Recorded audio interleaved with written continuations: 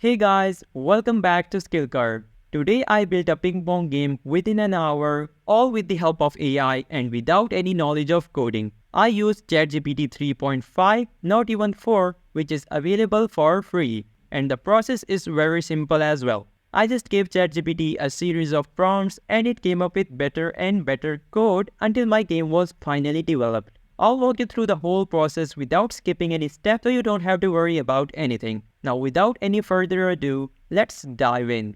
I went straight to ChatGPT and told him I would like to build a Pong game in HTML, CSS and JavaScript, but I don't know anything about coding. So I'll tell you about my planning and then I would need you to develop it for me. The HTML, CSS and JavaScript actually makes up the core of the web. Now since I wanted a web application, so I chose these programming languages.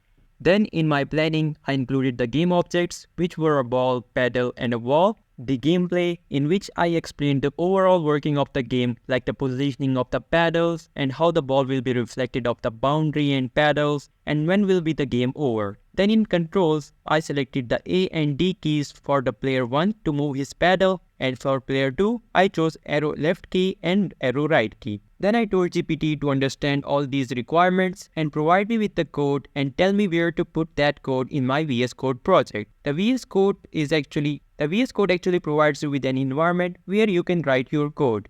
GPT did exactly as I told him. It asked me to create these 3 files in my game directory and provided me with code for each of these files. The HTML code for the index file, the CSS code for the styles file, and the JavaScript code for the script file. So I navigated to one of my folders and created a gaming directory here, naming it Ping Pong Game. Then I opened it with VS Code. Then within my game directory, I created index.html file, then the styles.css file, and finally the script.js file. Now my directory was ready as it told me. After that, I copied the HTML code and pasted it in my index file. Then I copied the CSS code and pasted it in my styles file. And finally, I copied the JavaScript code and pasted it in my script file. Don't forget to press Ctrl+S to save the files. Now it was time to play the game. For that, GPT told me to open the index.html file in my web browser. So I navigated to my game directory and opened the index file. And this is the result that I got. Well, considering the basic structure, it did a pretty good job. Like the movement of the ball, positioning of the paddles and the boundaries, everything is in place. However, there were still a lot of issues with the game, like the movement of the paddle and the overall design of the game. For example, this restart button and this pop-up window, I didn't like it. So to enhance the gaming experience, I decided to tackle each of the problem individually step by step. First of all, I decided to fix the paddles movement. So I told GPT, there is a problem with the movement of paddles. It goes to the end directly by pressing the key. Please fix that. GPT came up with this code, which I simply copied and pasted it in my script file. And now, the movement were as per my expectations. After that, I decided to sort the problem of this pop-up window, which I didn't want, and this restart button as well. I actually wanted it to show up only when the game gets over. So I told GPT, when the game gets over, instead of showing the message in pop-up window, display the message within game canvas in suitable styling. The restart button should also appear when the game is over within game canvas in suitable styling. So GPT came up with this modified code for each of the file, which I simply copied and pasted in my project. And this is the result that I got. Well, it understood my concern and took care of it. It removed the pop-up window and the restart button now appears only when the game gets over. Now, I actually didn't want this written over here since the restart button itself is enough. And I also wanted to stylize this button. So, I asked GPT to remove click restart to play again from the message and please stylize the restart button. GPT came up with this updated code which I simply copied and pasted in my project. And now, it seemed way better. Then I decided to make my ball spherical. So I told GPT to make the ball spherical instead of square. And this time, GPT came up with these specific lines of code instead of providing the code for the whole file. It is because we didn't specify here to provide us with the whole code. So I had to look for the ball code in my CSS file and update it with this one. For that, I copied this code, looked for the ball code in my CSS file, and pasted it here. And now my ball was spherical. But then I observed there was some problem with the collision. The ball, instead of being reflected off by the upper surface of the walls and the paddles, it was actually getting a bit into it. So I told GPT about the problem, and this time I specified to provide the whole code. So GPT came up with this JavaScript file which I simply copied and pasted in my project, but it did not work, as you can see for yourself.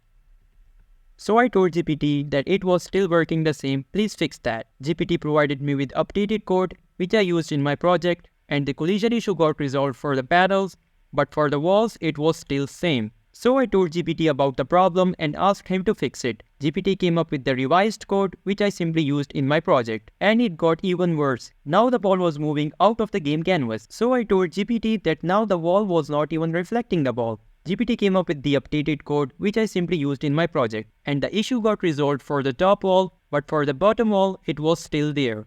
So I told GPT the same, and it came up with this code which I simply pasted in my project, and finally the collision issue got resolved, as you can see for yourselves. Well, sometimes the issue doesn't get resolved with a single prompt as you saw in this case, so you have to keep asking for the code again and again. After the collision issue, I decided to solve the paddle issue. As you can see, the paddle gets into the boundary, which shouldn't be the case. So I told GPT about the problem. Your prompt needs to be as detailed as possible so that GPT is better able to come upon the solution. GPT came up with this code which I simply copied and pasted in my project, and the problem got resolved, as you can see for yourself. Well, with basic functionalities being taken care of, now it was time to further enhance the game. So first of all, I decided to show the winner of the game instead of this text here. So I told GPT, instead of displaying this text when the game is over, display the winner. GPT came up with this code which I simply used in my project, and now the winner was being displayed instead of game over text. After that, I decided to change the styling of the paddles. So I told GPT to make both paddles a bit thinner and make them a little glow as well. Also change the color of paddle 1 to blue and paddle 2 to green, but they should be bright. GPT came up with these updated code which I simply pasted in my project, and the paddles got updated. But wait, the boundary wall and the game canvas and even the restart button has changed, which shouldn't have been the case since I didn't ask for it, but since it's a pretty change, so I just went along with it. Then, to further enhance the gaming experience, I wanted the ball to move a bit faster. So I told GPT to do that for me, and it came up with this code which I simply pasted in my project, and now the ball was moving at a faster rate. Now it was time to display the score of the players as well. So I told GPT that I want the score for each of the player to be displayed at their sides, and I don't want the game to get over directly with just 1 point. Instead, it should get over when one of the players score 3 points, and then the winner should be displayed. GPT came up with the updated code which I simply copied and pasted in my files, and the score got displayed for each player as I expected. However, there was a minor issue. As you can see, player 1 scored 3 points, but his score is still displayed as 2. So I explained the problem to Chatgpt, and it came up with this code which I simply pasted in my project, and the problem got solved. Now as you can see, the score is being displayed as 3. Then I observed that the restart button wasn't working as expected. So I told GPT that there was a problem with restart button. The button should set the score back to 0, which wasn't the case. So the GPT came up with this code which I simply pasted in my project, and the restart button was now working just fine, setting the score back to 0. Then I observed that the starting direction of the ball was same each time. So I told GPT to make the starting direction of the ball to be random each time for better gaming experience. GPT came up with this code which I simply used in my project, and now the ball started moving in random directions, giving surprise to both players. With that, my game was almost complete. Now it was time to add the finishing touch.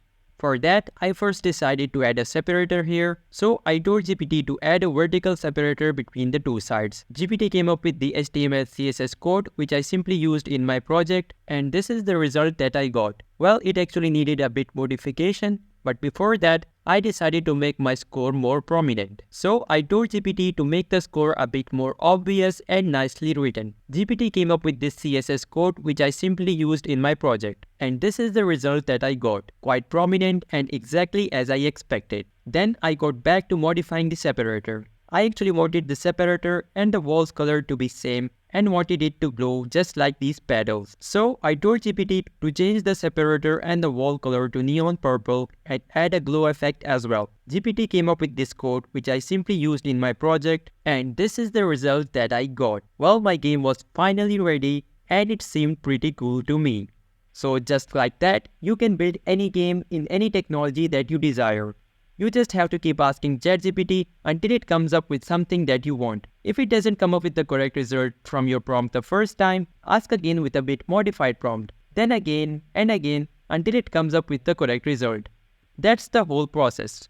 One often gets irritated when it doesn't give the accurate result, but you've gotta be patient. So with that, I'll conclude this video for today. Thank you guys for watching. And if you enjoyed the video, don't forget to like and subscribe.